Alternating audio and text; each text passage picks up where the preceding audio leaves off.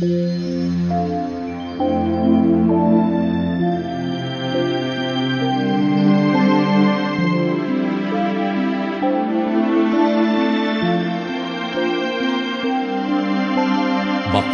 ang bumabasa at ang nangakikinig ng mga salita ng hula at tumutupad ng mga bagay na nangasusulat doon, sapagkat ang panahoy malapit na.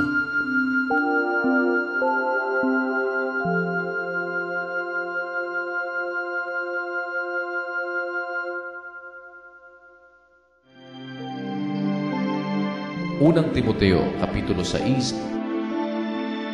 Ang lahat ng mga alipin na nangasa ilalim ng pamato ay ariin ng kanilang mga Panginoon na karapat-dapat sa buong kapurihan, upang ang pangalan ng Diyos at ang aral ay huwag malapastangan, at ang mga may Panginoong nagsisisampalataya ay huwag mayamot sa kanila, sapagkat sila'y pawang magkakapatid, kundi bagkus paglingkuran nila silang mabuti, sapagkat nagsisipanampalataya at mga minamahal ang mga nagsisitanggap ng kapakinabangan.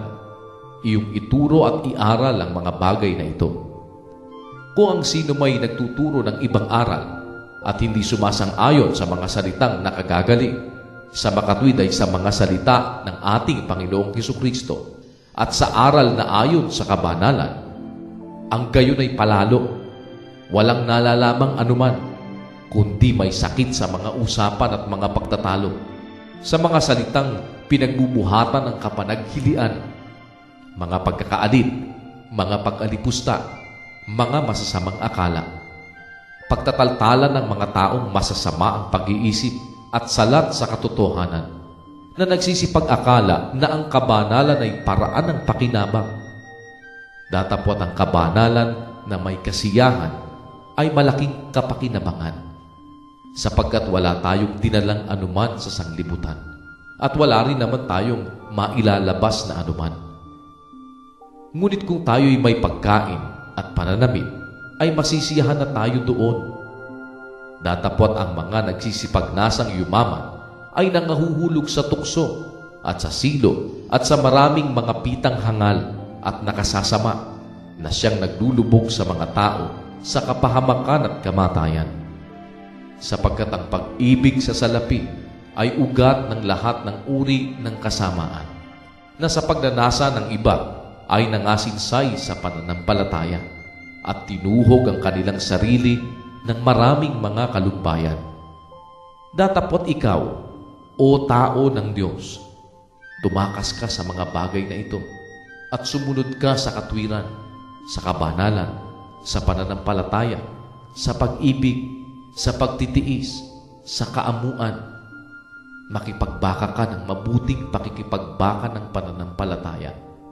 Manangan ka sa buhay na walang hanggan, na dito'y tinawag ka, at ipinahayag mo ang mabuting pagpapahayag sa harapan ng maraming mga saksi.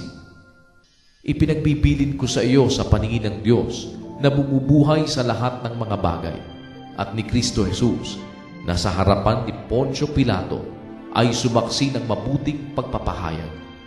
Natuparin mo ang utos na ito na walang dungis, walang kapintasan, hanggang sa pagpapakita ng ating Panginoong Hesukristo, na sa kanyang kapanahunan ay ipahahayag siya na mapalad at tanging makapangyarihan, hari ng mga hari at Panginoon ng mga Panginoon, na siya lamang ang walang kamatayan, na nananahan sa liwanag na di malapitan, na di nakita ng sino mang tao o makikita man.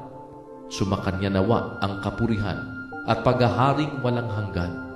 Siya nawa. Ang mayayaman sa sanglibutang ito ay pagbilinan mo na huwag magsipagmataas ng pag-iisip at huwag umasa sa mga kayamanang di nananatili, kundi sa Diyos na siyang nagbibigay sa ating sagana ng lahat ng mga bagay upang ating ikagalang, na sila'y magsigawa ng mabuti, na sila'y magsiyaman sa mabuting gawa, na sila'y maging handa sa pamimigay, maibigin sa pamamahagi, na magtipon sa kanilang sarili ng isang mabuting kinasasaligan para sa panahong darating, upang sila'y makapanangan sa buhay na tunay na buhay. O Timoteo, ingatan mo ang ipinagkatiwala sa iyo. Nailagan mo ang mga usapan na walang kabuluhan at ang mga pagsalungat ng maling tawag na kaalaman, na palibhasa'y pinaniwalaan ng ilan ay nangasinsay tungkol sa pananampalataya. Ang biyaya ay sumainyo nawa.